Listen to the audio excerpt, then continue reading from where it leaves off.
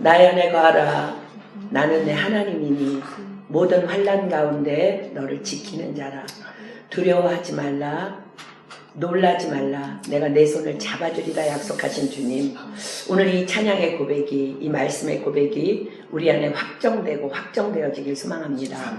저희들 주님 앞에 나와 싸우니 우리 영 가운데 주님 정말로 하나님의 믿음을 확실하게 심어주셔서 우리가 어떤 새벽을 만난다 할지라도, 어떤 영적 고난을 만난다 할지라도 정말로 하나님의 손을 붙잡고 두려워하지 아니하고 놀라지 아니하고 그것을 밟고 승리할 수 있는 그런 한 사람 한 사람이 될 수 있도록 이 시간을 통하여 축복하여 주시옵소서. 저희들이 사람을 만나러 오지 아니하고 하나님 앞에 왔습니다. 주님 안아주시고 만나주시고 저희들 마음 좋은 밭 되게 하셔서 성령의 능력으로 뿌려지는 그 귀한 말씀들이 우리 안에서 30배, 60배, 100배의 결실이 있을 수 있도록 역사하여 주시옵소서.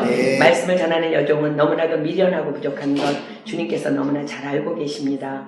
이 시간도 주님 앞에 간구하오니 정말로 인간의 생각이나 사상을 섞지 못하도록 살아계신 성령 하나님 간섭하여 주셔서 오늘 하나님께서 사랑하는 당신의 자녀들에게 전하라고 담아주신 메시지만 정확하게 전달할 수 있도록 도구로만 사용하여 주시옵소서. 우리 모두가 하나님을 만나게 될 것을 믿습니다.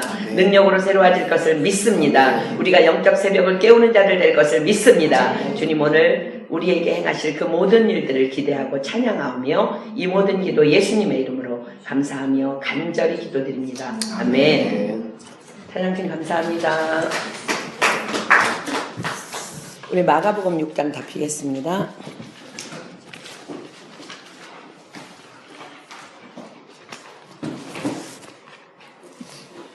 마가복음 6장 45절로 52절까지 볼게요.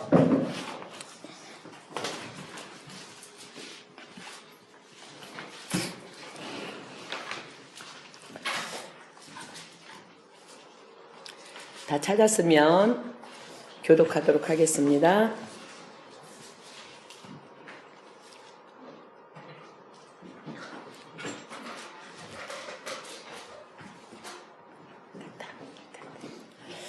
제가 한 절 읽고 여러분들 한 절 읽고 우리 교독할게요.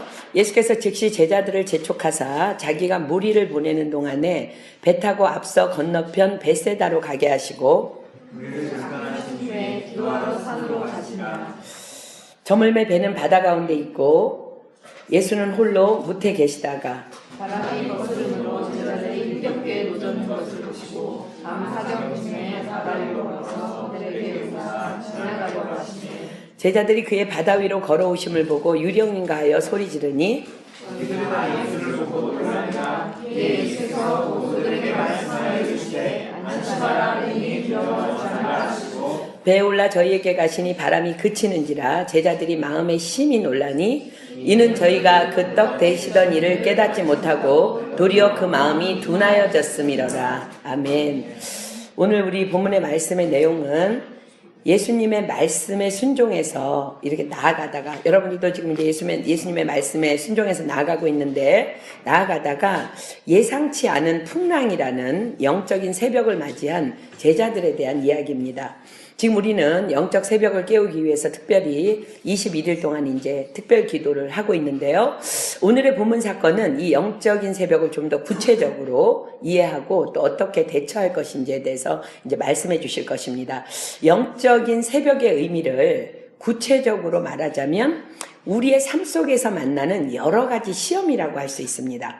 야고보서 1장 2절로 4절 보겠습니다. 오늘 이제 주제 말씀입니다. 야고보서 1장 2절로 4절.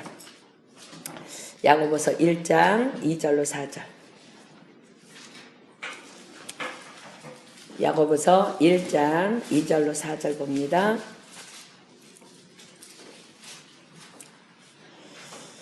주로 이 말씀을 많이 볼 거예요. 야고보서 1장 2절로 4절. 내 형제들아, 너희가 여러 가지 시험을 만나거든 온전히 기쁘게 여기라. 이는 너희 믿음의 시련이 너 인내를 만들어내는 줄 너희가 알미라.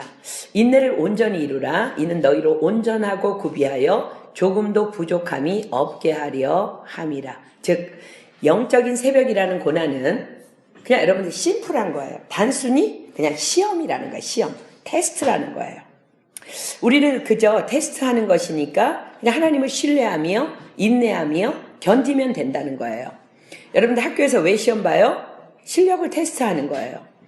그렇지 않으면 다음 단계로 올라갈 수 없으니까 시험을 보는 거예요. 학교 다 졸업하고 나서도 또 굳이 유학 와서 또 시험 보고 있는 여러분들이 있는데, 학교에 다니니까 자꾸 시험을 봐서 도무지 이 학교를 다닐 수 없다는 결론을 내리고 학교를 떠나는 사람은 아무도 없어요. 왜 그래요? 학교는 당연히 시험을 치르는 곳이기 때문에 그렇습니다. 시험을 본다는 스케줄이 나오면 열심히 공부를 해요. 왜 공부 열심히 해요? 시험 잘 치르려고.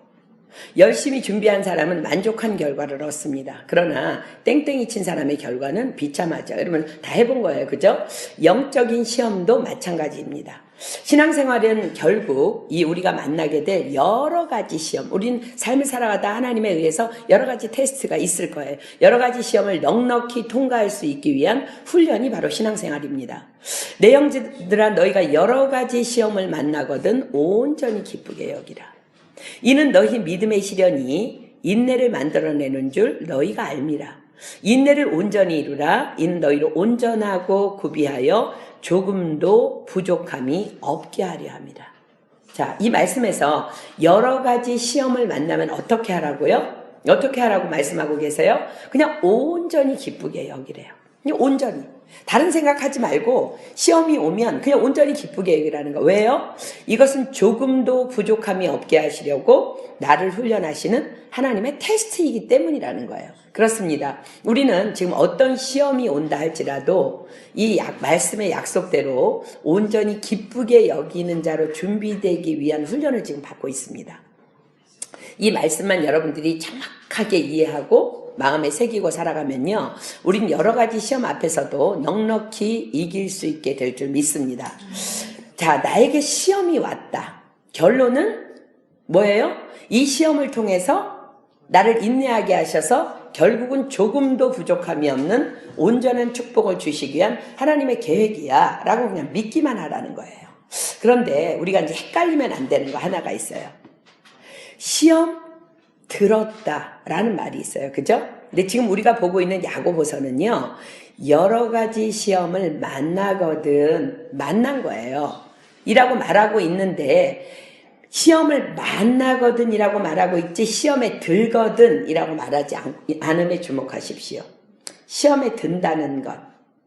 전혀 다른 말입니다. 곧 잠언 15장 15절 보겠습니다. 잠언 15장 15절. 잠언 15장 15절. 잠언 15장 15절. 외우기도 좋죠? 15장 15절이니까. 여러분들 혹시 이제 시험을 당하거나 그런 경우에 이 말씀을 암송하면 참 좋습니다. 자, 보세요. 솔로몬이, 잠언 기자가 이 시험에 대해서 이렇게 표현하고 있어요. 고난 받는 자는 그날이 다 험악하나 마음이 즐거운 자는 항상 잔치하느니라. 지금 야고보서 기자의 얘기를 그대로 이렇게 이거를 묶어놓은 거예요. 고난을 받는 자. 자, 보세요. 예를 들어서 고난이라는 공이요, 나에게 이렇게 날라왔어. 나에게 고난이라는 공이 날라왔어. 근데 그것을 받지 말고 거절하라는 말이에요. 받는 자는 뭐래요? 그날이 다 험악하다는 거야. 그런데 많은 사람들이 그 고난의 공을 받아서 이렇게 품에 탁 간직합니다. 하고 받아. 그리고 고통하면서 슬퍼합니다. 잠언 기자는 받지 말라고 경고합니다. 받지 않고 거절하는 방법이 뭐예요?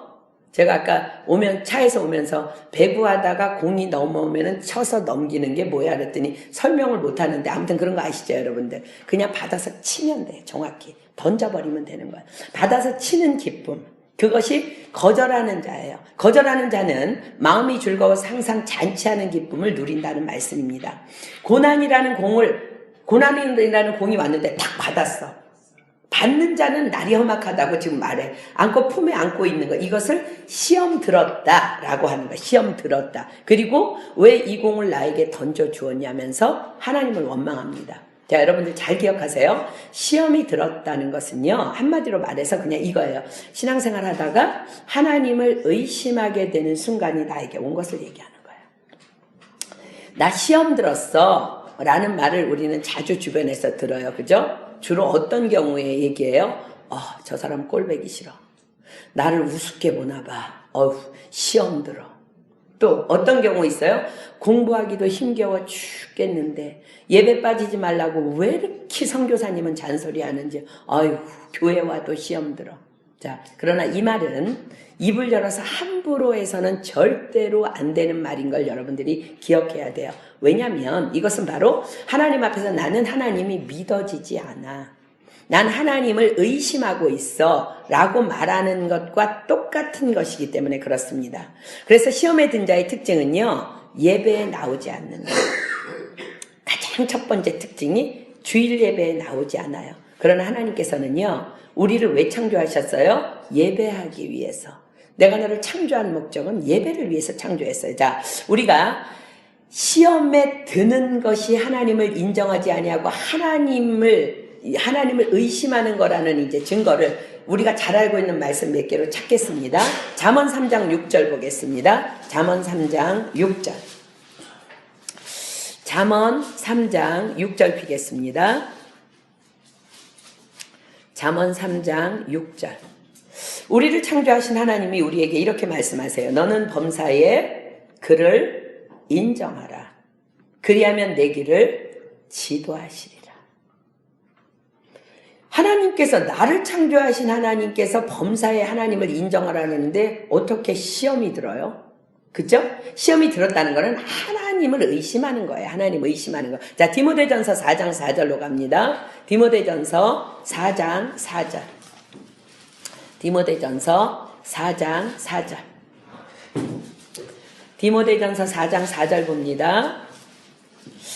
하나님의 지으신 모든 것이 선함에 감사함으로 받으면 버릴 것이 없나니. 아멘.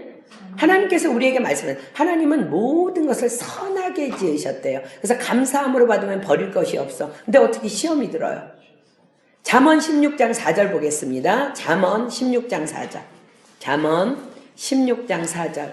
난 저 사람 때문에 시험 들었어. 그럴 수 없다는 거예요. 우리를 창조하신 하나님이 잠언 16장 4절에 뭐라고 말씀하시냐면, 잠언 16장 4절, 여호와께서 온갖 것을 그 시험에 적당하게 지으셨나니 악인도 악한 날에 적당하게 하셨느니라. 아멘?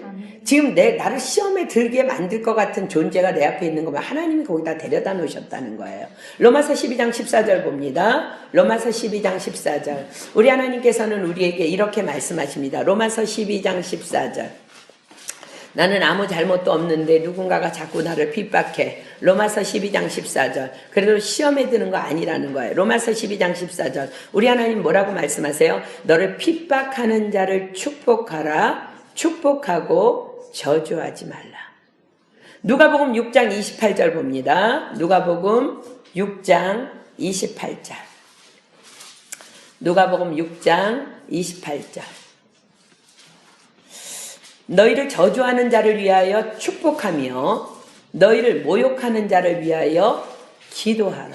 이 모든 말씀을 내가 알고 있다면 어떤 고난의 시간이 왔어. 정말 고난의 때가 왔을 때 그 받지 말아야 된다는 거야. 그래서 이 고난의 공을 받게 되는 시험의 순간이 올 때에 야고보서 기자는요, 빨리 온전히 기쁘게 여기라고 권면합니다. 너희가 여러 가지 시험을 만나거든 온전히 기쁘게 여겨라. 여러분들 다윗 기억하십니까? 다윗은요, 자신을 저주하는 시므이 앞에서 빨리 선포합니다. 사무엘하 16장 12절 보겠습니다. 사무엘하 16장 12절. 사무엘하 16장 12절. 사무엘하 16장 12절. 다윗을 막 시므이라는 종이 저주합니다. 자, 보세요.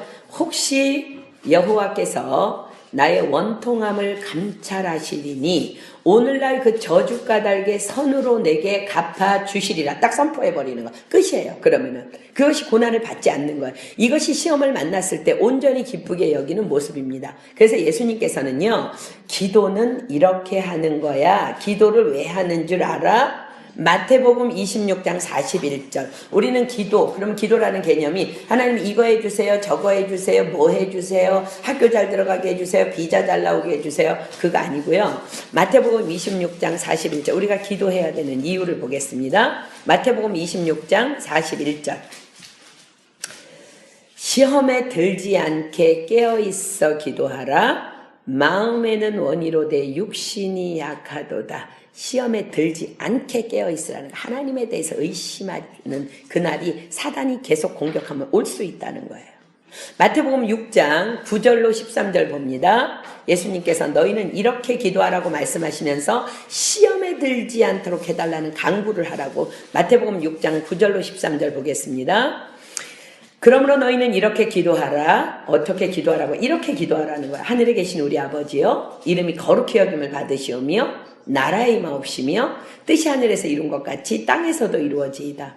오늘날 우리에게 일용할 양식을 주옵시고 우리가 우리에게 죄 지은 자를 사하여 준 것 같이 우리 죄를 사하여 주옵시고 우리를 시험에 들게 하지 마옵시고 다만 악에서 구하옵소서. 우리가 시험에 드는 것이 악이라는 거야. 악. 나라와 권세와 영광이 아버지께 영원히 있사옵나이다. 아멘. 주님이 가르쳐 주신 기도입니다. 자, 우리 예전에 한번 본 적이 있는데 광야에서 하나님께 시험에 들었던 이스라엘 백성들에게 잠깐 가보겠습니다. 출애굽기 17장으로 갑니다. 출애굽기 17장 1절로 2절 그리고 7절. 출애굽기 17장 1절로 2절 7절.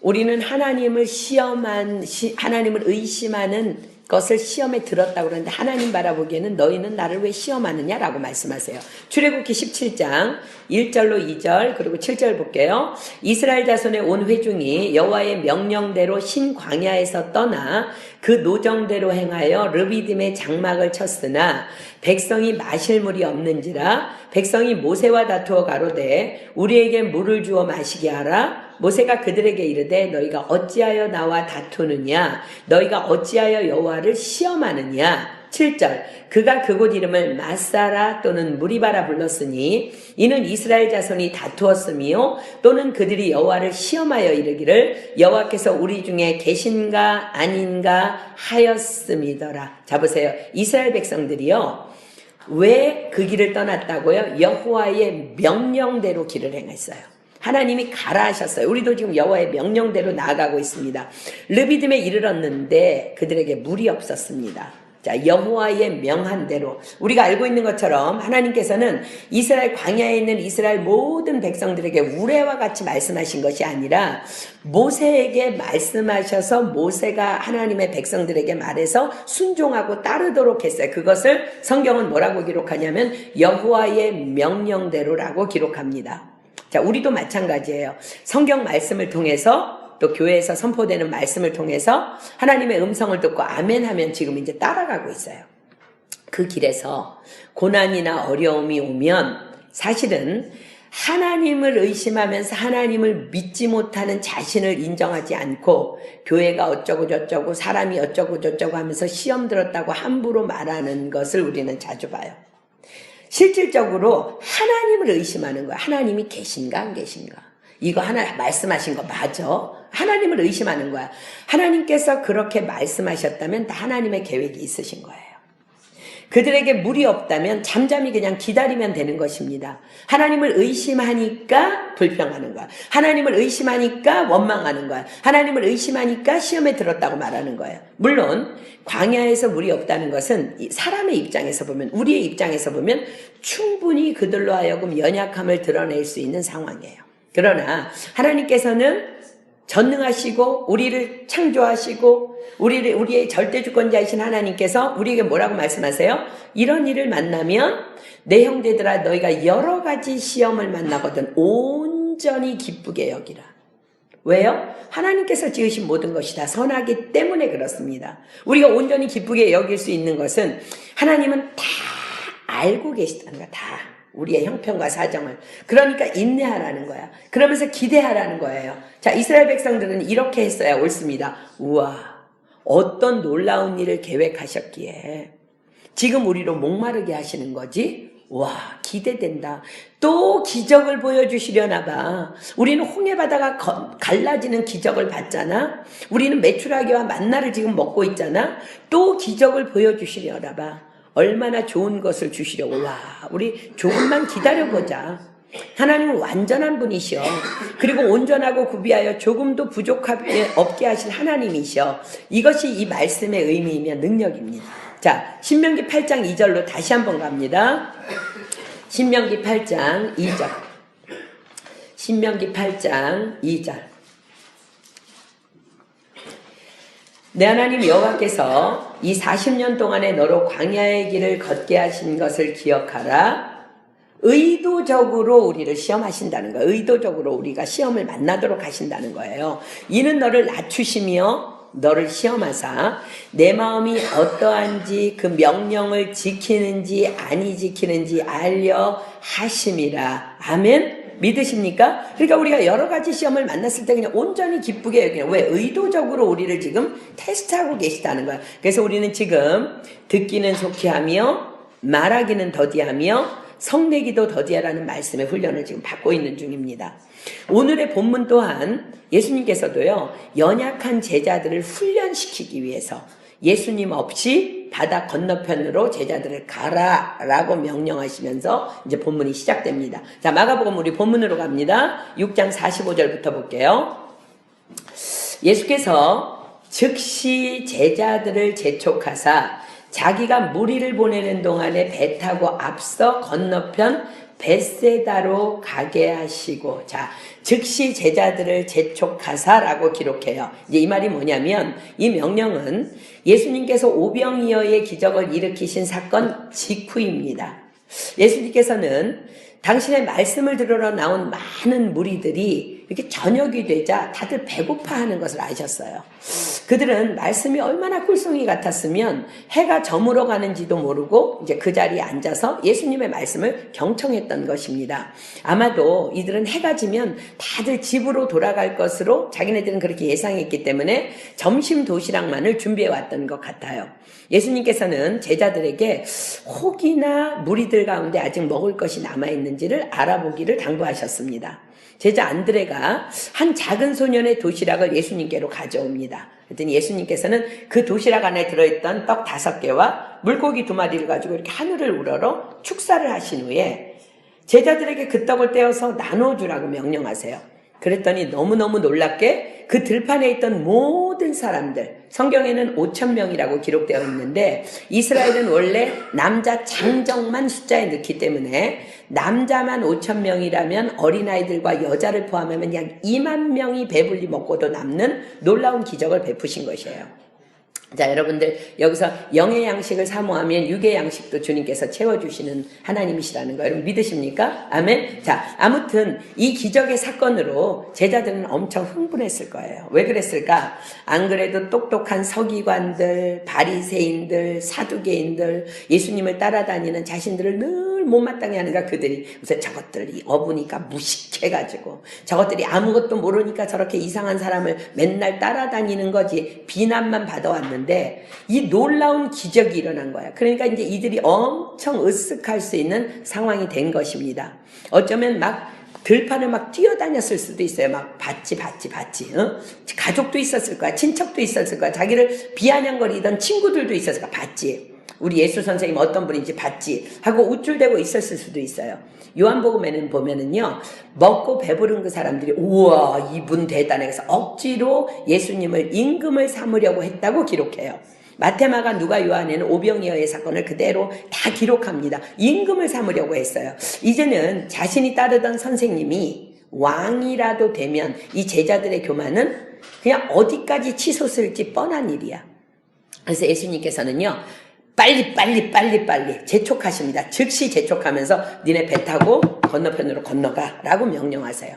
자, 본문 46절 봅니다. 무리를 작별하신 후에 기도하러 산으로 가시다. 그리고는 직접 무리들을 집으로 돌려보내십니다. 자, 이제 말씀 끝났으니까 다 가십시오. 제자들은 다 이제 배 타고 보내놓고 그리고는 기도하러 산으로 올라가세요. 예수님은 보통 밤을 새워가면서 기도하시고 새벽 미명에 기도하시는 그런 습관적인 기도를 하셨는데 지금 이 기도는요, 잠시 후면 풍랑이라는 고난의 시험을 통과해야 할 제자들을 위한 사랑의 중보 기도의 시간입니다. 이건 특별 기도의 시간입니다. 자, 47절 봅니다. 저물매 배는 바다 가운데 있고 예수는 홀로 무태에 계시다가, 자, 저물매라는 이 표현은요, 제자들이 배를 타고 출발한 시간은 해가 저물기 전이었다는 것을 의미합니다. 그런데 저물었을 때의 제자들이 탄 배가 이 바다 한가운데 있다고 성경이 기록해요. 지금 예수님께서 바다 저편으로 건너가라고 말씀하신 갈릴리 바다의 구조는요, 우리가 지난번에 이스라엘 갔을 때 이제 갈릴리 바다를 봤는데 큰 만으로 이루어져 있습니다. 큰 만이 뭔지 알죠? 이게 바다가 이렇게 쑥 들어가 있는 거야. 그래서 예수님이 지금 기도하고 계시는 이제 감람산이 있는 이 바다 이쪽에서 바다 건너편인 베세다는 이렇게 보이는 위치예요. 만이니까 만. 그러니까 이쪽에서 이쪽으로 건너가라고 말씀하신 거야. 몇 년 전에 우리 이스라엘 갔을 때 이미정 권사님하고 이제 거기 우리 일행이 감람산이 있는 이쪽 편에서 건너편 이제 베세다를 바라보면서 바로 여기가 그 유명한 제자들이 풍랑을 만났고 베드로가 무리를 걸었던 곳이구나 하면서 이제 감격했던 기억이 있는데, 지금은요 거기는요 이렇게 쭉 해변길을 따라서 이렇게 드라이브를 하다가 보면은 어마무시한 식당들이 다 자리를 차지하고 있어요. 근데 그 식당들은요 다 뭐하는 식당들이냐면 전부 다 베드로 물고기라는 이름의 생선 요리를 파는 식당들이에요. 넓적해가지고 막 이렇게 접시만해. 그래갖고 튀겨서 그 물고기를 파는데 비싸기만 뒤입다 비싸고 텁텁하니 별로 맛이 없어요. 근데 베드로가 잡았던 물고기라고 해서 엄청난 관광버스들이 계속 드나들면서 이제 관광 수익을 올리는 곳으로 그 갈릴리 해변, 여기 지금 예수님이 말씀하신 이 현장이 다 그렇게 이제 변해 있어요. 아무튼 바다 건너편이 이렇게 보인다는 것은요, 불과 1시간이면 충분히 배로 건널 수 있는 거리예요. 실제적으로 저희들이 봤을 때도 1시간이면 충분히 건널 수 있는 거리입니다. 그런데 제자들은 아직도 바다 한가운데 있었다는 거예요. 무슨 일이 일어났던 것일까? 자, 48절. 바람이 거스림으로 제자들이 괴로이 누졌는 것을 보시고 밤 사경즈음에 바다 위로 걸어서 저희에게 오사 지나가려고 하시매, 자, 바람이 거스림으로 제자들이 가는 길에 심한 광풍이 불어서 도무지 앞으로 나아가지 못하고 제자들이 괴로이 노를 저으며 몸부림을 치다가 그 시간이 되도록 건너지 못하게 된 것입니다. 괴로이 노를 젓는 것을 보시고, 이거 누가 보셨다는 거예요? 예수님이 보셨다는 거예요. 예수님께서는 그것을 산에서 이렇게 보이는 위치예요. 산에서 보면 바다가 보여요. 산에서 보고 계셨다고 이제 성경이 기록하고 있는데, 그리고 그것을 보시고 다 아시면서 밤 사경즈음에 제자들에게 오십니다. 유대인들의 하룻밤은요, 오후 6시에서 시작해서 아침 6시까지, 새벽 6시까지가 하룻밤이에요. 그래서 이제 4경으로 나누는데, 제1경은 오후 6시부터 밤 9시까지, 제2경은 밤 9시부터 밤 12시까지, 제3경은 밤 12시부터 새벽 3시까지, 제4경은 새벽 3시부터 새벽 6시까지입니다. 그런데 예수님이 언제 오셨어요? 밤 4경에 오셨어요. 그렇다면 밤 4경은 새벽 3시부터 한 6시 사이에 이제 오셨다는 것을 의미하는데, 이스라엘은 산악지대예요. 그래서 해가 일찍 저뭅니다. 오후 6시면 이미 어두운 시간이에요. 만약 오후 6시에 바다 건너편으로 출발했다고 가정해도 밤 4경이면 대략 잡아 약 10시간 이상을 1시간이면 건널 수 있는 그 길에서 거친 파도와 싸워야 했음을 말씀하십니다. 1시간이면 충분히 건널 수 있는 갈릴리 바다를 10시간 이상이 넘도록 여전히 지금 건너지 못하고 있는 거예요. 다 보고 다 알고 계셨던 예수님. 그런데 밤 4경이 되어서야 그들에게 오십니다. 왜 그랬을까? 왜 그래요? 우리 처음에 뭐라 그랬어요? 테스트예요. 테스트, 훈련이라는 거예요. 신명기 8장 2절 아까 제가 읽어드렸죠. 내 하나님 여호와께서 이 40년 동안에 너로 광야의 길을 걷게 하신 것을 기억하라. 이는 너를 낮추시며 너를 시험하사 내 마음이 어떠한지 그 명령을 지키는지 아니 지키는지 알려 하심이라. 그런데요, 제자들은 이 테스트에 당당히 불합격합니다. 왜? 10시간 동안 고생 죽도록 한 거야. 죽도록 한 거야. 우리 이 고생 안 하려고 지금 21일 다니엘 기도 하고 있는 거예요. 그들은 이 사건의 바로 직전에요. 오병이어의 기적을 보았어요. 바로 예수님이 하나님이심을 알게 된 사건이었어요. 뿐만 아니라 바로 오병이어 사건 이전에는요. 12년을 혈루병으로 앓던 여인을 치유하시는 현장을 보았어요. 또 바로 죽었던 회당장 야이로의 딸을 살리시는 기적을 보았어요. 그전에는 군대 귀신을 쫓아내셨고요. 각종 병든 자를 온전케 치유하셨습니다. 또한 그들은 수많은 예수님의 가르침을 받아왔고요. 친히 기도의 본을 매일 보여주셨고 어떻게 기도해야 함도 이미 다 배운 후입니다. 구하라 주실 것이요 찾으라 찾을 것이요 두드리라 열릴 것이니 무엇이든지 구하는 바를 다 응답하시는 하나님께 의심 말고 기도해야 함을 수없이 배워왔습니다. 그러나 그들은 바다 건너편으로 가라고 의대적으로 예수님께서 보내셨는데, 그리고 의도적인 광풍을 그 바다에 보내셨는데 그들이 거기에서 헤매고 있는 거. 자, 고린도전서 10장 13절 봅니다. 여러분들 혹시 이 얘기를 듣다가 이런 사람 혹시 있을지도 몰라. 왜냐하면 1시간을 가야 되는데 10시간을 밤새 고생을 했다고? 이게 시험이란 말이야. 이러면 이제 긴장이 되죠. 그죠? 고린도전서 10장 13절이 뭐라고 말씀하시는지 보겠습니다. 고린도전서 10장 13절. 자, 하나님은 여러분들에게 미리 말씀하시고요. 미리 깨닫게 하시고요. 미리 모든 것을 감당할 수 있는 힘을 주신 다음에 테스트하세요. 우리 야긴이한테 너 대학교 다녀. 등록해. 그러는 부모는 아무도 없어. 할만한 것을 감당하게 하신다는 거. 자, 사람이 감당할 시험밖에는 너희에게 당한 것이 없나니. 아멘. 오직 하나님은 미쁘사 너희가 감당치 못할 시험당함을 허락지 아니하시고. 자, 이제 제자들도 감당할 수 있는 시험이었는데 그들이 바보처럼 불합격한 거예요. 시험당할 즈음에 또한 피할 길을 내사 너희로 능히 감당하게 하시느니라. 아멘. 자, 그럼 피할 길이 뭘까? 바로 말씀과 기도를 통한 성령님의 인도하심이라는 거야. 우리는 지금 그 훈련 다 받고 있잖아요. 고린도전서 2장 10절 보겠습니다. 우린 너무나 많이 알고 있어. 고린도전서 2장 10절. 뭐 이런 말씀이 성경에 있었네. 이런 사람 아무도 없을 거야. 이건 늘 찾는 말씀이네. 자, 보세요. 고린도전서 2장 10절. 오직 하나님이 성령으로 이것을 우리에게 보이셨으니 성령은 모든 것 곧 하나님의 깊은 것이라도 통달하시느니라. 언제 말씀해 주세요? 우리 기도하면 되는 거야. 하나님, 내가 이런 고난이 왔어요. 야고보서 1장 5절 피겠습니다. 야고보서 1장 5절. 야고보서 1장 5절. 너희 중에 누구든지 지혜가 부족하거든. 요즘에 우리 집에는 지혜가 부족한 일이 너무나 많이 있습니다. 왜냐하면 우리 전도사님 셋째 아기가 생긴 다음부터 우리 야긴과 보아스가 얼마나 말을 안 듣는지 맨날 제가 기도해. 하나님 지혜를 주십시오. 저 아이들을 온전히 키울 수 있도록 지혜를 주십시오. 야단치지 아니하고 인격적으로 잘 성장할 수 있도록 하나님 우리 가족 모두에게 지혜를 주셔서 저 두 기둥을 잘 섬기게 해주십시오. 요새는 너무나 지혜가 필요해. 자, 너희 중에 누구든지 지혜가 부족하거든 모든 사람에게 후히 주시고 꾸짖지 아니하시는 하나님께 구하라. 그리하면 주시리라. 아멘. 자, 제자들은 이렇게 했어야 돼요. 하나님, 우리가 풍랑 만났습니다. 도와주십시오. 어떻게 하면 될까요? 우리가 간다고 하나님 앞에 떼쓴 거 아니잖아요. 우리가 벳세다로 건넌다는 그 길 아니었잖아요.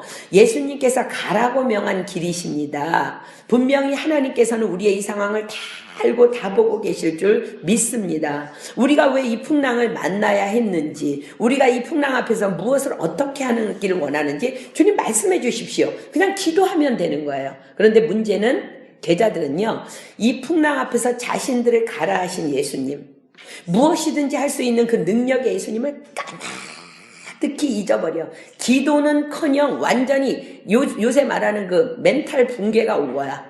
그래가지고는 자신의 힘으로 어떻게 해보려고 애쓰다가 10시간 이상을 고생하고 있었다는 거야. 어떻게 하를까? 본문 48절 다시 볼게요.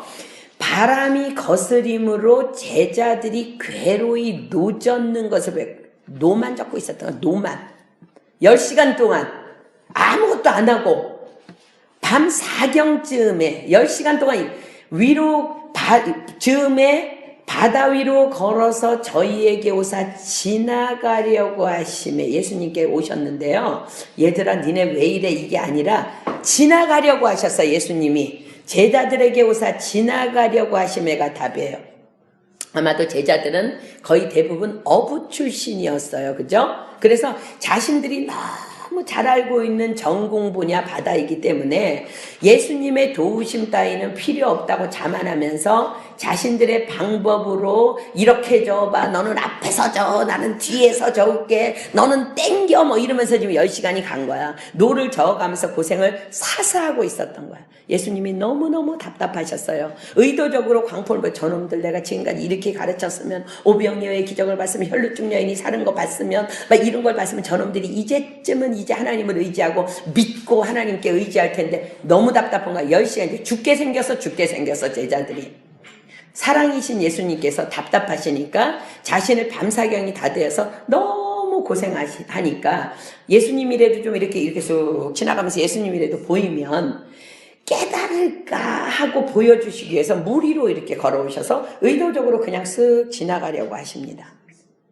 49절 제자들이 그의 바다 위로 걸어오심을 보고 유령인가 하여 소리 지르니 안 그래도 죽을 고생을 하느라고 몸과 마음도 다 지친 상태에서 그들은 헛것을 본 줄 알고 유령이 나타났다고 소리를 질러. 자, 여러분 보세요. 내가 막 하나님 앞에 기도하고 있어서 지금 하나님 앞에 이 문제를 놓고 기도하고 있었어. 근데 어떤 문제를 딱 당했을 때 기도하는 사람은 뭐 같다고 해요?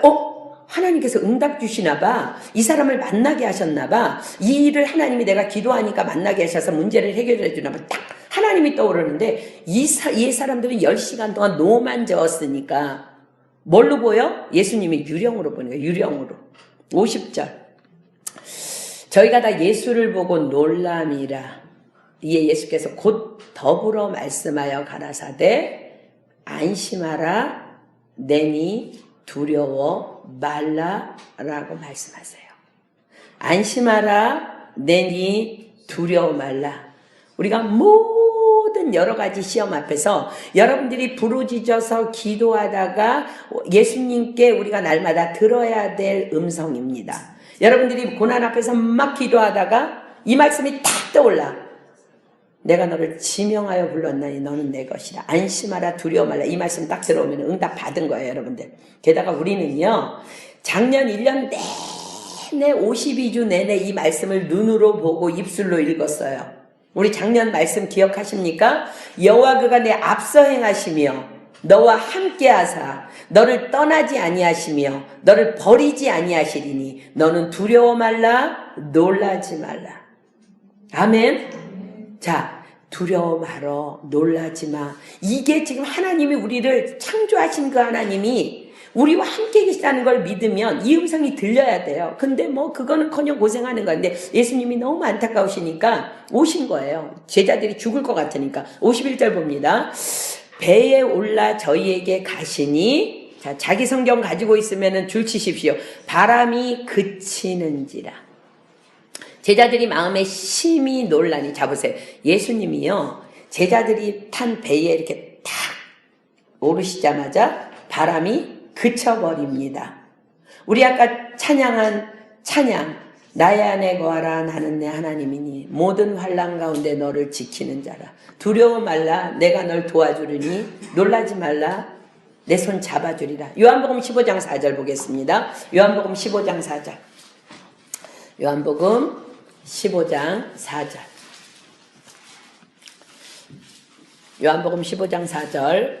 내 안에 거하라 나도 너희 안에 거하리라. 가지가 포도나무에 붙어 있지 아니하면 절로 과실을 맺을 수 없음 같이 너희도 내 안에 있지 아니하면 그러하리라. 자, 말씀이신 예수님을 내 안에 모셔드린 자의 축복을 지금 말하고 있는 거예요. 말씀을 내 안에 모셔드릴 때에 제자들이 타고 있던 배가 광풍에 있었는데 예수님께서 그 배에 오르시자마자 바람이 그친 것처럼 말씀을 내 안에 모셔드릴 때에 내 안에 있는 모든 염려와 근심과 걱정의 광풍들이 조용히 물러가고 오직 하나님을 신뢰하는 믿음의 평강만이 잠잠히 임함을 의미하십니다. 말씀하십니다. 우리 삶에 광풍이라는 시험을 만났을 때 어떤 말씀을 내 안에 모셔드려야 돼요? 어떤 말씀을? 자, 야고보서 1장 2절로 4절 다시 가겠습니다. 야고보서 1장 2절로 4절. 야고보서 1장 2절로 4절. 여러분들 여러 가지 시험을 만나면 테스트야. 통과할 수 있어. 주님 다 아셔. 내가 감당할 수 있는 시험만 주셔. 이렇게 기쁘게 여겨야 돼. 나는 니보가 높아질 거야. 난 믿음의 사람이 될 거야. 자, 야고보서 1장 2절로 4절. 내 형제들아, 너희가 여러 가지 시험을 만나거든 온전히 기쁘게 여기라. 이는 너희 믿음의 시련이 인내를 만들어내는 줄 너희가 알미라. 인내를 온전히 이루라. 이는 너희로 온전하고 구비하여 조금도 부족함이 없게 하려 함이라. 자, 제자들에게 의도적으로 이 일을 행하신 거예요. 이 말씀을 여러분 안에 영접하십시오. 고난이 왔을 때 온전히 기쁘게 여기라. 자, 난 지금 예수님을 따르고 있어. 그리고 나는 순종하며 그 길을 가고 있어. 난 부족하지만 난 지금 몸부림치고 있어. 그렇다면 예수님께서 이 고난을 허락하셨을 때는 다 이유가 있으실 거야. 하나님이신 예수님은 다 보고 알고 계셔. 여러분, 고난의 때에 그 제자들이 갈릴리에서 막 고생하고 노젓고 있을 때 예수님이 감람산에서 막 중보기도 하면서 보고 계셨다는 거 그거 상상하십시오. 우리는 마음을 지키면 돼. 인내하라고 하셨으니까 인내하자. 우리는 온전하고 구비해서 조금도 부족함이 없는 열매를 거두게 될 거야 라고 믿음으로 그 말씀을 받으면 되는 거예요. 다시 51절로 가볼게요. 배에 올라 저희에게 가시니 바람이 그치는지라. 아멘. 제자들이 마음에 심히 놀라니 예수님이 배에 오르자 바람이 그치는 것을 보자. 제자들은 마음에 심히 놀랐다고 성경이 기록해요. 그 이유가 52절입니다. 그 이유가 뭐냐? 왜 놀랬냐면 이는 저희가 그 떡 대시던 일을 깨닫지 못하고 도리어 마음이 둔하여졌음이러라. 어떻게 고난이 온다고 금방 전에 그 떡을 떼서 기적을 일으킨 것을 잃어버렸다는 거예요. 우리는 오늘 본문의 제자들을 보면서 야, 참 제자들 대단하다, 어리석다 라고 생각할 거예요. 그러나 예수님께서 이 일을 성경에 기록하신 것은, 이 사건은요 아주 마태, 마가, 누가, 요한 네 군데 다 기록했어. 이것을 기록한 것은 바로 이게 우리의 모습이기 때문에 그렇습니다. 우리도 성경에 대해서, 예수님에 대해서, 하나님에 대해서 얼마나 배우고 듣고 읽고 해서 잘 알고 있는지 몰라. 그죠? 그러나 하나님을 아는 것과 믿는 것은 전혀 다른 결과를 낳습니다. 제자들은 우리보다 하나님에 대해서 더 잘 알고 더 많은 체험을 했을 거예요. 그러나 막상 풍랑을 만나니까 말씀이고 나발이고 믿음은 온데간데 없어져.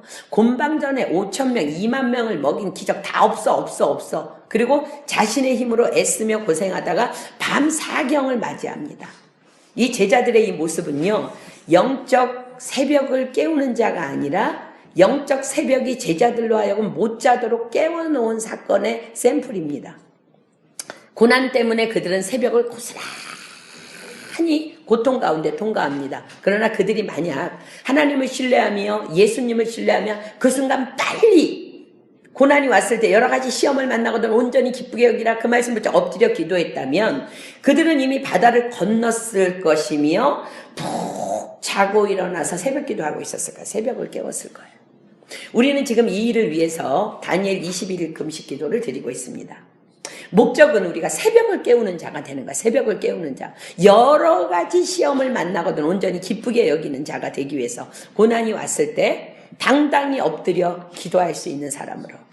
내가 이 고난이 테스트임을 믿습니다. 말씀이신 예수님을 내 안에 모셔드립니다. 온전히 기쁘게 여기라 말씀하심을 받습니다. 인내하겠습니다. 온전하고 구비하여 조금도 부족함이 없게 하실 주님을 찬양합니다. 이 고백이 우리의 살고 있는 모든 삶 가운데서 여러 가지 고난이 우리에게 온다 할지라도 우리의 고백이 되기 위한 훈련을 우리가 21일 동안 지금 하고 있는 것입니다. 여러분들 기억하십시오. 51절에 배에 올라 저희에게 가시니 바람이 그치는지라, 이 말씀 기억해야 돼요.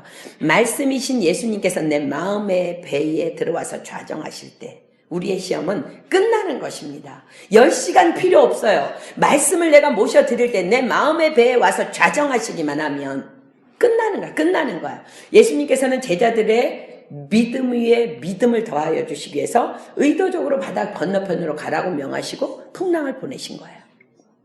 믿음이 연약해서 죽도록 고생을 했지만 제자들은 아마 이 사건을 통해서 하나님을 신뢰하게 됐고 모든 시험은 테스트라는 걸 알았고 하나님을 의심하지 아니하고 신뢰하는 훈련이 더욱 강화되었을 것입니다. 주님이 가라고 하셨고 주님이 주신 고난이라면 결코 죽지 않음을 기억하십시오. 왜? 죽을 지경이 되니까 예수님께 오셔서 살려주시잖아. 왜? 주님은요 다 보고 계시고 알고 계셨기 때문에 그래요. 우리가 밤사경이 되도록 헤매일 때에 제자들에게 여전히 연약해서 믿음 없는 제자들에게 오셔서 그들을 구원하신 것처럼 우리가 연약하다면 주님이 건져주실 거예요.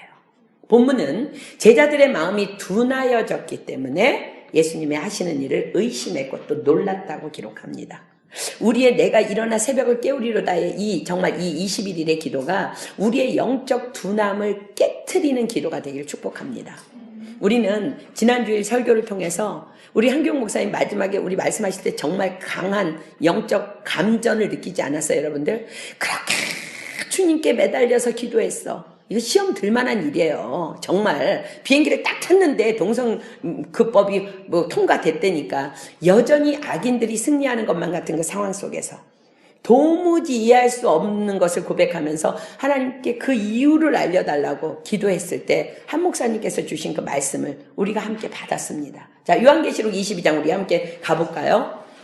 요한계시록 22장 11절로 12절. 저는 여러분들이 시험을 넉넉히 이길 뿐만 아니라 정말 이 말씀을 주신 한 목사님이 이 말씀을 받고 승리한 것처럼 우리는 기도하면서 말씀 받아야 돼요. 다 우리는 승리하게 될 줄 믿습니다.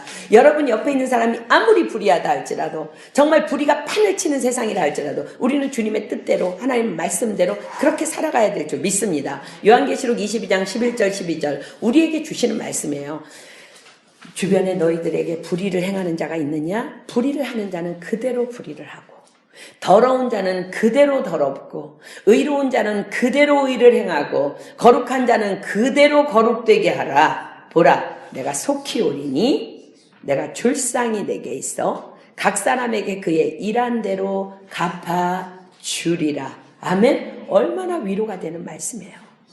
불의를 보고 판단하지 마십시오. 하나님께서 다 행하고 계세요. 하나님께서 우리 상 주시겠대요. 우리는 그것을 바라보며 그냥 달려가면 되는 거예요. 바로 하나님의 행하시는 이해할 수 없는 상황 속에서 그래도 순종하기 위해 엎드려 기도함으로 나아가는 것.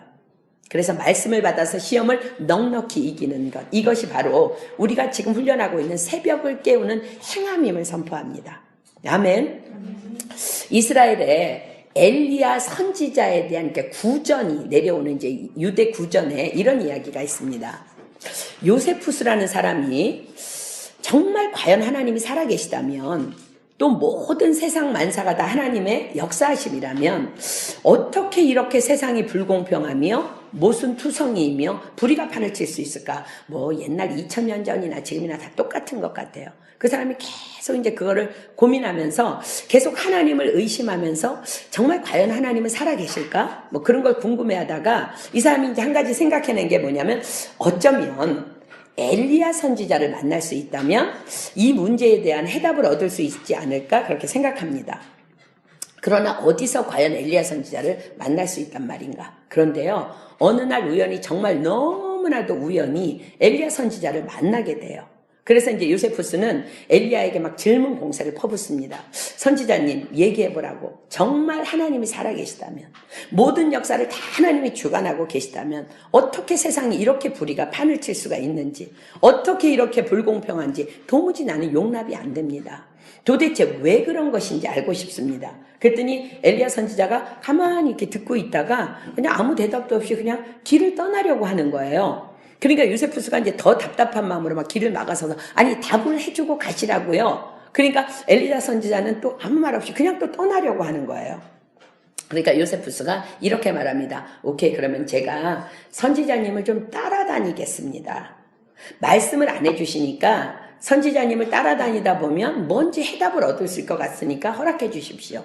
그래서 엘리야 선지자가요, 나를 따라다니면 더 답답하고 헷갈릴 거야. 그러니까 그렇게 하지 말라고 얘기합니다. 그래도 요세푸스는 따르겠다고 해서 두 사람이 이제 길을 떠나게 됐어요. 가장 먼저 이제 도착한 집은 너무나 가난하지만 신실하고 친절한 부부의 집이었습니다. 그들은 엘리야와 요세푸스를 너무나 극진히 대접하면서 막 잠자리를 내어주고 쉴 수 있도록 배려하고 음식을 공개하면서 이렇게 이제 너무너무 대접을 잘해주는 부부였어요. 그런데 아침이 되어서 이제 이들이 일어나서 떠나려고 하는데 밖에서 막 펄펄 뛰면서 난리 막 우는 소리가 나고 뭐 어떻게 하면 좋냐고 펄펄 뛰는 일이 이제 벌어진 거야. 나가서 보니까 그 가난한 집의 유일한 재산인 딱 한 마리 있는 외양간의 송아지가 밤새 그냥 죽어버린 거예요. 이제 요세푸스가 생각하는 거야.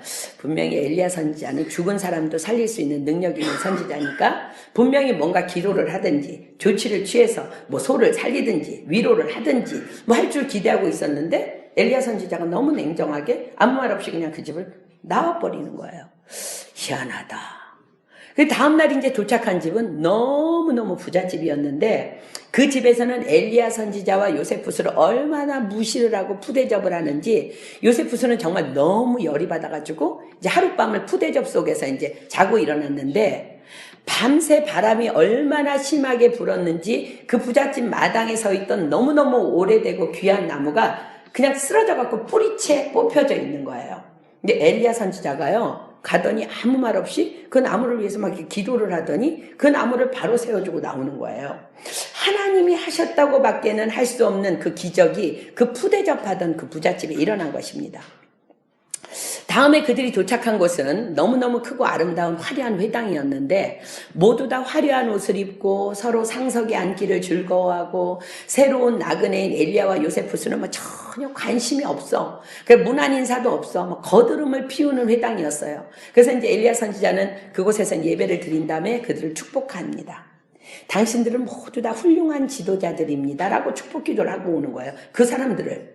근데 다음에 간 곳은 아주 가난해 보이는 회당이었는데 모두 다 이렇게 허름한 옷을 입고 있었지만 참 친절하고 겸손한 회당이었습니다. 그들은 요세푸스와 엘리야 선지자를 막 상석에 모시고 이리 오라고 그러면서 막 저 선지자님이시라면 말씀을 전해달라고 그러면서 그 이전에 이제 화려한 회당과는 전혀 대립되는 그런 회당이었습니다. 엘리야 선지자는 그곳에도 이제 축복을 했는데 당신의 지도자들은 오직 한 사람뿐입니다. 라고 축복하고 이제 나온 거예요. 여기까지 동행하던 이제 요세푸스가 이제 더 이상 못 참겠어. 더 이상 너무 궁금해. 엘리야 선지자에게 질문합니다. 선지자님, 도무지 뭡니까? 이유가 왜 그러십니까? 도대체 왜? 가난하고 친절하고 그렇게 우리를 극진히 대접한 그 부부의 집에서 소가 죽었는데 어떻게 그렇게 냉정하게 모른 척하고 그 집을 빠져나올 수 있습니까? 그리고 다음날 그 교만한 부잣집에서는 나무가 쓰러졌는데 그 나무는 왜 기도해서 바로 세워주는 그 집에 기적을 베푼 것입니까? 또 그 교만한 회당 사람들은 뭐 그 교만한 사람들에게 당신들은 다 훌륭한 지도자들이라고 왜 축복하고 나오신 겁니까? 또 허름하지만 겸손하고 친절했던 우리를 극진히 섬겨주었던 그 회당에서는 왜 오직 지도자는 하나뿐이라고 그렇게 기도를 하고 오신 것입니까? 엘리야 선지자가 이제 드디어 입을 열어서 설명합니다. 가난한 부부의 집에 소가 죽은 것을 보고 그냥 나온 것은 사실은 그 부부 중에 아내의 삶이 그날이 마지막 날이었다는 거예요.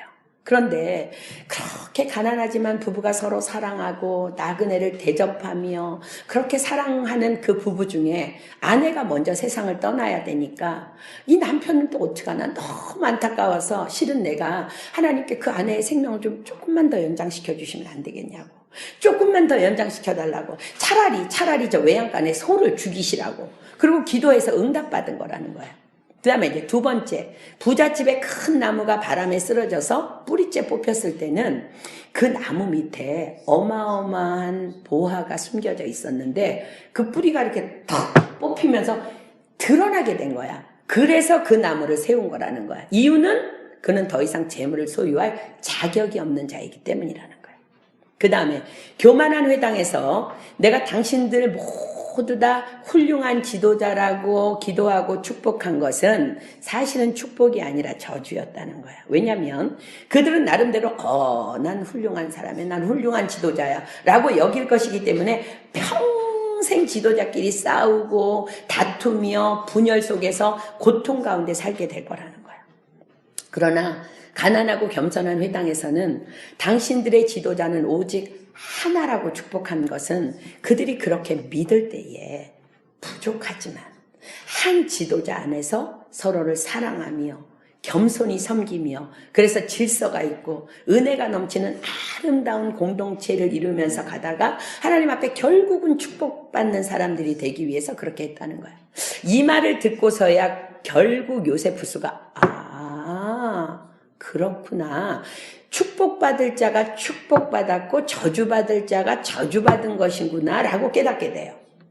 엘리야는 이 말을 마친 후에 요세푸스에게 이렇게 권면합니다. 잘 들으십시오, 친구요. 살아가면서 사악한 자가 형통한 것을 만나거든 결국 그는 곧 불행이 닥쳐올 것을 기억하라는 거예요. 그리고 살아가면서 의로운 자가 고생과 어려움에 처한 것을 만나거든 결국 그는 그 불행한 일로 인하여 구원받게 될 것을 기억하고 더 이상 의문을 품지 말라고 권면합니다. 아무도 하나님의 길을 완전히 이해할 수 없다는 것을 주지시킵니다. 유대 나라 구전으로 내려오는 엘리야의 이야기예요. 그렇습니다. 오늘을 살아가는 우리가 지금 명심해야 될 이야기라고 저는 믿습니다. 우리는 아주 작은 시험에도 자주 무너지면서 살아왔어요. 하나님을 의심하며 하나님 살아계신 거 맞아?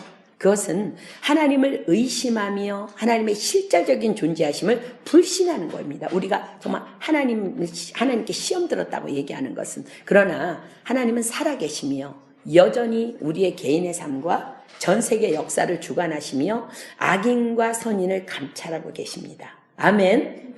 이것을 믿는다면 우리의 믿음은요 점점 견고함으로 나아갈 수 있어요. 우리는 시험이 올 때에 온전히 기쁘게 여길 수 있을 뿐만 아니라 그로 인해서 넉넉히 그 시험을 이기는 우리 모두가 될 것을 믿습니다. 아멘. 다시 한번 살아계신 하나님의 음성에 귀를 기울여서 듣고 오늘 우리 좀 기도 좀 많이 했으면 좋겠어요. 요한계시록 22장 다 여러분 피고 있습니까? 11절로 12절 우리 함께 다 읽겠습니다. 하나님께서 오늘 1대1로 저와 여러분에게 주시는 말씀이라고 믿고 말씀 받겠습니다. 시작. 불의를 하는 자는 그대로 불의를 하고 더러운 자는 그대로 더럽고 의로운 자는 그대로 의를 행하고 거룩한 자는 그대로 거룩되게 하라. 보라 내가 속히 오리니 내가 줄상이 있어 각 사람에게 그의 행한 대로 갚아주리라. 아멘. 제가 다시 한번 읽겠습니다. 불의를 하는 자는 그대로 불의를 하고 판단하지 마십시오. 하나님께서 다 알고 계십니다. 더러운 자는 그대로 더럽고 의로운 자는 그대로 의를 행하고 거룩한 자는 그대로 거룩되게 하라. 보라 내가 속히 오리니 내가 줄상이 내게 있어 각 사람에게 그의 일한 대로 갚아주리라. 아멘. 우리 찬양하고 기도할 텐데 우리 나의 안에 거하라 우리 찬양하겠습니다. 저는 여러분들이 오늘 말씀을 통해서 단 한순간도 하나님을 의심하지 않는 여러분들 되길 축복합니다. 우리가 여러 가지 시험을 만나거든 온전히 기쁘게 여기라고 주님 말씀하십니다. 왜냐하면 우리에게 당하는 모든 시험들은 테스트이기 때문에 그렇습니다. 우리가 인내하면서 나아갈 때에 우리가 온전하고 그 위에서 조금도 부족함이 없게 하실 그 주님을 바라보면서 이 말씀은 이 찬양은요 성경에 기록된 말씀 그대로를 찬양으로 옮긴 것입니다. 하나님이 저와 여러분에게 말씀하십니다. 나의 안에 거하라. 나는 내 하나님이니 모든 환난 가운데 너를 지키는 자라. 의도적으로 제자들을 바다 건너편으로 보내시고 의도적으로 풍랑을 일으키셔서 그들을 시험하셨던 그 예수님을 생각하면서 우리의 삶 가운데 만나는 모든 문제들 테스트입니다. 정말 주님만 바라보십시오. 의지하십시오. 기쁘게 여기십시오. 그럴 때 우리는 그 풍랑이 잠잠해지고 말씀을 예수님을 우리 안에 모셔드릴 때에 놀라운 일들이 우리 안에 일어나게 될 줄 믿습니다. 우리 시간 찬양합니다. 말씀을 그대로 고백합니다. 나의 안에 거하라. 나의 안에 거하라. 나는 내 하나님이니 모든 환난 가운데 너를 지키는 자라. 두려워하지 말라.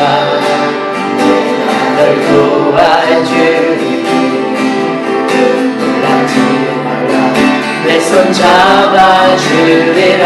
다시 한번 고백합니다. 나의 안에 거하라. 나의 안에 거하라.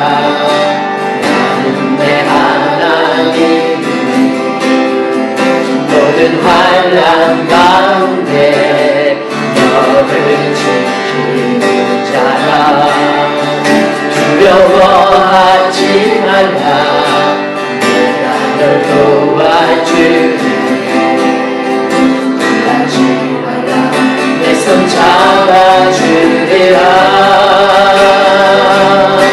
내가 너를 지명하여 불렀나니 너는 내 것이라. 내 것이라. 너의 하나님이라. 내가 너를 고배롭고 존귀하게 여기노라. 너를 사랑하는 내 여호와. 내가 너를 지명하여 내가 너를 지명하여 불렀나니 너는 내 것이라. 내 것이라. 너의 하나님이라. 내가 너를 고배롭고 존귀하게 여기노라. 너를 사랑하는 내 여호와. 우리 한번 눈 감아 보겠습니다. 내가 너를 지명하여 내가 너를 지명하여 불렀나니 너는 내 것이라. 내 것이라. 내 것이라. 너의 하나님이라. 하나님이라. 내가 너를 고배롭고 존귀하게 여기노라. 존귀하게 여기. 너를 사랑하는 내 여호와라. 너를 사랑하는 내 여호와라. 믿으십니까? 우리가 정말 이 찬양의 고백이 나의 고백이라면 우리는 이 말씀을 오늘 온전히 받아야 합니다. 내 형제들아, 너희가 여러 가지 시험을 만나거든 온전히 기쁘게 여기라. 이는 너희 믿음의 시련이 인내를 만들어내는 줄 너희가 알미라. 인내를 온전히 이루라. 이는 너희로 온전하고 구비하여 조금도 부족함이 없게 하려 함이라. 아멘. 그렇습니다. 여러분들에게 고난이라는 여러 가지 시험이 올 때에 의도적으로 바다 건너편으로 보내시고 제자들에게 풍랑을 만나게 하셔서 그들에게 믿음의 훈련을 시키신 그 하나님을 기억하십시오. 예수님은 감람산에서 그들을 위해서 중보하시면서 그들의 고난을 보고 계셨습니다. 우리는 예수님께서 그 제자들에게 오셔서 그 배에 오르시자마자 광풍이 그친 것을 기억해야 합니다. 우리에게 고난이 왔을 때 빨리 기쁘게 여기십시오. 나를 온전하고 구비하여 조금도 부족함이 없게 하려는 하나님의 훈련인 것을 굳게 믿으십시오. 그리고 이 고난 앞에서 하나님께서 나에게 요구하시는 것이 무엇인지 알게 해달라고 엎드려 기도하십시오. 하나님께서 크고 비밀한 일을 보여주실 줄 믿습니다. 이 시간 우리 기도합시다. 하나님, 지금까지 여러 가지 시험 앞에서 기쁘게 여기는 것이 아니라 믿음을 다 까먹고 제자들처럼 괴로이 노를 저으며 정말로 하나님 앞에 시험 들었다고 하나님을 의심하며 살아왔던 모든 날들을 회개합니다. 하나님께서 나를 온전하고 구비하여 조금도 부족함이 없게 하시려고 당신의 자녀인 나를 훈련시키시는 것 감사합니다. 우리가 지금 새벽을 깨우기 위해서 기도하고 있는데 이 21일의 새벽 기도가 나에게 놀라운, 정말 내 인생의 가장 놀라운 시간이 되게 하여 주시옵소서. 이제는 이 시기를 통하여 훈련받고 어떤 고난이 온다 할지라도 하나님을 찬양하며 하나님을 기쁘게 여기며 넉넉히 승리할 수 있는 나와 우리 모두가 되게 하여 주시옵소서. 하나님을 절대 주권을 인정합니다. 세상에서 불의한 일이 벌어졌다 할지라도 하나님은 완전하시며 공평하십니다. 하나님, 나는 그대로 거룩을 행하겠습니다. 나는 그대로 의를 행하겠습니다. 왜냐하면 하나님께서 우리에게 상 주시겠다고 약속하시기 때문입니다. 이 시간 우리 주여 삼창하고 하나님, 내가 고난이 온다 할지라도 기쁘게 여기는 자가 되게 하여 주시옵소서. 우리가 21일 단일 기도에 승리하게 하여 주시옵소서. 이 자리에 오지 못한 자들도 축복하여 주시옵소서. 그들을 만나 주시옵소서. 우리 주여 삼창 하겠습니다. 시작! 주여! 주여! 주여!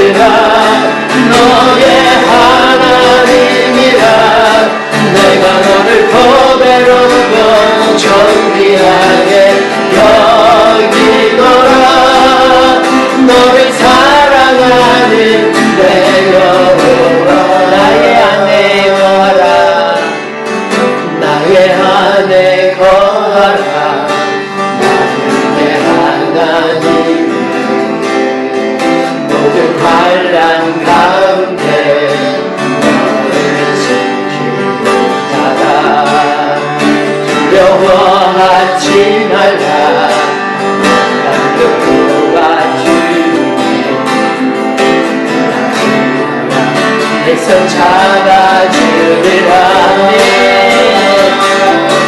내가 너를 증명하여 불렀나니 너는 내 것이라. 내 것이라.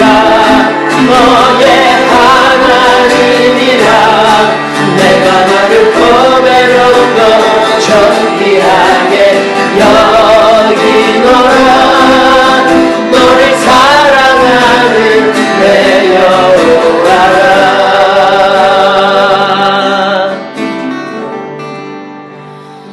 그렇습니다. 하나님은 우리 아버지이시며 우리 삶의 절대 주권자이십니다. 여러분, 우리가 고난이 올 때는 하나님의 의도적인 고난, 분명히 의도적인 고난이 다 있지만 때로는 우리가 잘못해서 오는 고난도 있을 수 있어요. 그러나 여러분 한번 뒤집어서 생각해 보세요. 요즘에 우리 야긴이가 많이 매맞고 있는데 그가 잘못했을 때 기꺼이 와서 잘못했습니다 라고 인정할 때는 너무나 아이가 예뻐요. 근데 뻗팅길 때는 매를 때려주는 거예요. 그럼 똑같습니다. 우리는 내가 지금 뭘 잘못해서 고난이 온 건지 아니면 예수님께서 제자들에게 의도적으로 풍랑을 일으키신 건지 우리는 구별할 수 없습니다. 때로는. 그러나 중요한 것은 너희가 여러 가지 시험을 만나거든 온전히 기쁘게 여기라고 말씀하십니다. 이것은 우리를 온전하고 구비하여 조금도 부족함이 없게 하시려는 하나님의 완전한 계획이라고 오늘 우리에게 말씀하십니다. 솔로몬은 우리에게 오늘 이렇게 권면합니다. 고난 받는 자는 그날이 다 험악하지만 마음이 즐거운 자는 항상 잔치하느니라. 그렇습니다.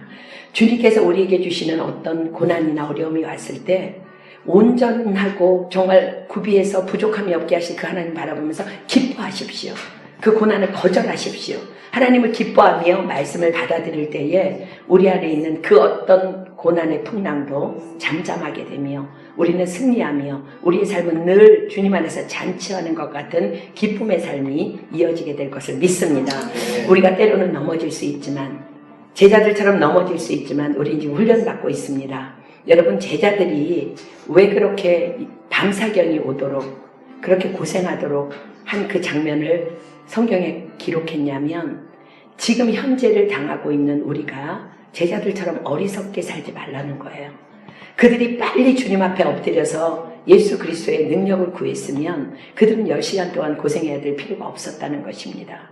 우리가 지혜로운 자들은 이 말씀을 받고 어떤 시험이 오든지 어떤 고난이 오든지 감사함으로 받으며 예수 그리스도의 말씀을 우리 안에 품을 때에 우리의 고난은 바로 그치게 될 줄 믿습니다.